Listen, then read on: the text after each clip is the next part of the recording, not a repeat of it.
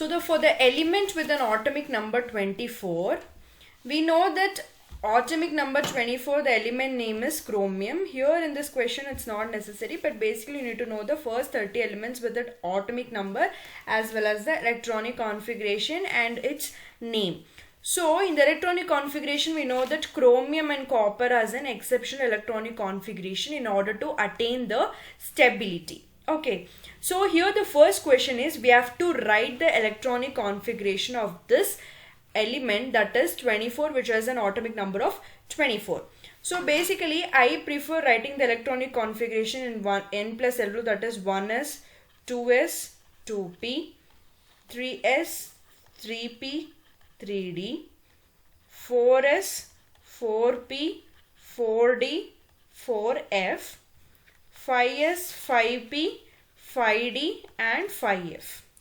So following this n plus L rule, we need to write. So first I will write what is an expected electronic configuration of chromium and what is the right way, that is an actual electronic configuration of chromium. So this is the right way I will write. So first we will write what is an expected. Okay, 1s, 2s, 2p, 3s, 3p, 4s, 3d, 4p, 5s. So we'll follow like this. Okay, so first you need to know the one thing, how many maximum number of electrons does SPDF can hold.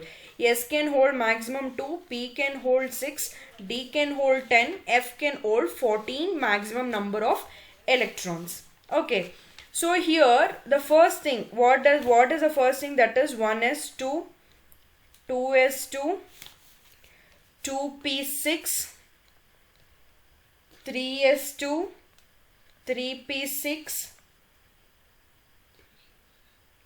3p6, afterwards 4s2, 3d4. Okay, so this is an expected electronic configuration for the chromium. So you have doubt means you can add it, all the electrons. So 4 plus 2 is 6, 6 plus 6 12, 12 plus 2 it is 14, 14 plus 6 it is 20, 22, 22, 24. Okay, so this is an expected electronic configuration of chromium, but this is not the right way because we have already learned about the stability. You already know about the stability. Either it must be half filled or it must be fully filled. Here the D shell, it is not either half filled or it is not either fully filled. Okay, in order to attain the stability, it needs the one more electron. So it gives from the this S shell because it both have the same energy level. Okay, so how do you write means the actual electronic configuration, what you need to write means 1s2, 2s2, 2p6, 3s2, 3p6, 3d5 and 4s1.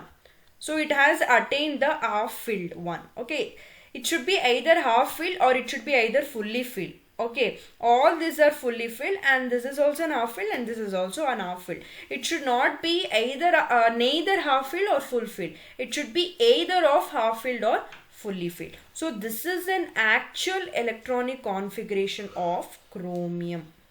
Okay, you should write, if they ask in exam, you should write this electronic configuration, not this. This is completely wrong because it hasn't attained the half filled or the full fill. Okay, next one is we have to write the value of n.